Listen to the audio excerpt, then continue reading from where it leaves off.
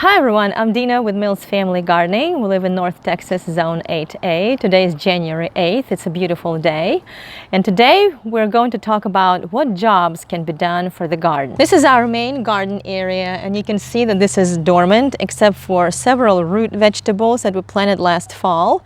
But for the most part, our garden is not producing, is not growing anything. But since we live in a mild climate, there are several things that we can do in our garden outdoors and indoors. Since we don't have snow on the ground, the first job that we can do in the garden is first of all clean up different empty pots or the ones that don't have any plants in them.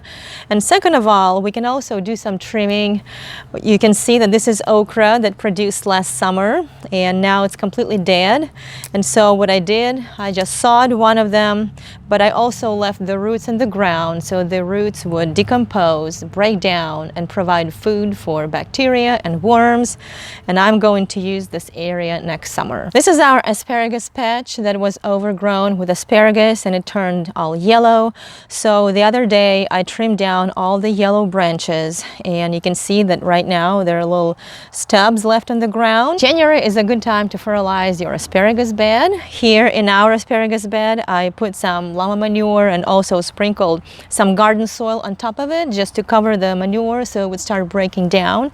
And you can see that some of our asparagus actually started growing already, which is way earlier than last year. It's good. We did the same thing with our blueberry bush in a container. I put some llama manure, some soil acidifier, and added a little bit of potting soil on top so it would be covered and start breaking down. January is also a good time to extend your garden bed. We have our tomato ground bed right here, and right now we have 6 T-posts here, but we are going to put 2 more T-posts at this end just to make our tomato patch longer, and we're hoping to grow more varieties of tomatoes this summer. Last year we had a pretty big garden and it took me a long time to water it, and I watered it every day since our summer was extremely hot.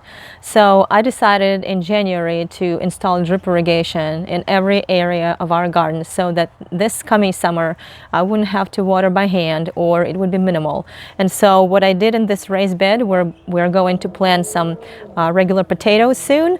I decided to install some drip irrigation here, and hopefully it will help the potatoes grow better and it will save me some time for other garden jobs. Since we don't have any snow on the ground, I can start working on preparing our beds for the next growing season. And in this in-ground bed, I spread some mushroom compost and llama manure, and I worked some of it into the ground. And I'm planning on doing that with every in-ground bed that we have in our backyard. Where we live, we can start seedlings right now in January. And the other day, we started some tomato, pepper seedlings, also broccoli, cabbage, cauliflower, and a lot of them started coming up, which is very exciting for the gardener. Right now they're growing indoors under a grow light, getting ready to be planted outside in February, March, and April. As you can see, there's always something for a gardener to do year-round, and I hope you enjoyed this video, and we'll see you in our next video. Bye-bye!